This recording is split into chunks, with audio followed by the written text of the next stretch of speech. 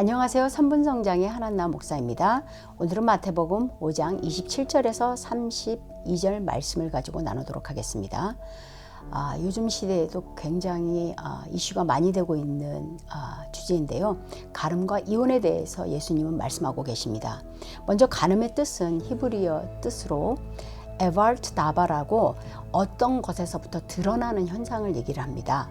그래서 28절을 보면 음욕에 대해서 말씀하고 계신데요. 이것은 벌써 마음으로부터 죄를 졌다고 우리의 마음의 상태가 굉장히 중요한 것을 예수님은 나타내고 계십니다. 그리고 이혼은 신명기 24장 1절 말씀을 예로 들어서 예수님 말씀하고 계신데요. 예수님은 간음한 것 외에는 이혼을 허락하지 않으셨습니다. 그래서 30절, 31절, 32절을 보면 아실 수가 있습니다. 그 당시의 상황을 제가 잠깐 설명하도록 하겠습니다. 예수님이 살던 그 당시에 두 그룹이 논쟁을 했습니다. 이 이혼에 대해서. 첫 번째 그룹은 헬렐이라는 그룹인데요. 굉장히 개방적인 그룹이었습니다. 그리고 두 번째는 슈마이라는 아주 보수적인 그룹이었는데요. 이 첫 번째 헬렐이라는 이 개방적인 그룹들은 그 당시에 이혼이 왜 허락을 했냐면 이 이혼이 여자들이 음식을 태우거나 머리를 풀거나 또 허락 없이 나가거나 또 다른 남자와 이야기를 하거나 소리가 또 크거나 매력이 떨어지면 이혼을 해도 된다고 주장을 했습니다.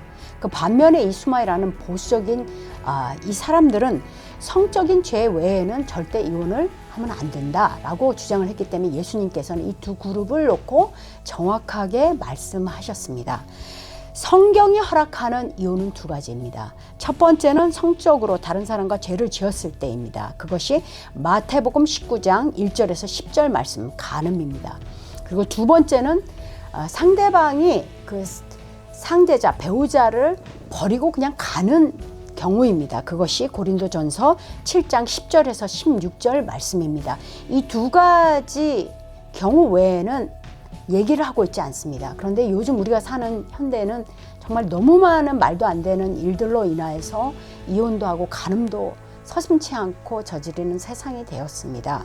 그러나 이 성경은 분명히 예수님은 분명히 말씀하셨습니다. 여러분, 제가 함부로 이거를 속단해서 말씀드리는 것이 아니라 성경에 이렇게 나와 있기 때문에 제가 말씀드리는 겁니다.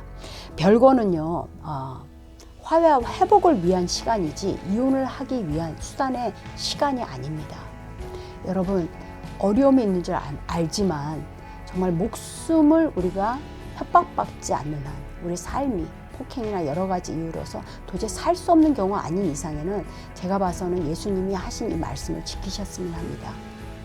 조금 헤비한 과제 이런 서브젝트였지만 여러분 다시 한번 기도해 보시고 주님의 말씀이 어디에서 입각해서 증거 우리에게 나타내 주셨는지 다시 한번 고민하시고 기도하시는 시간이 됐으면 합니다.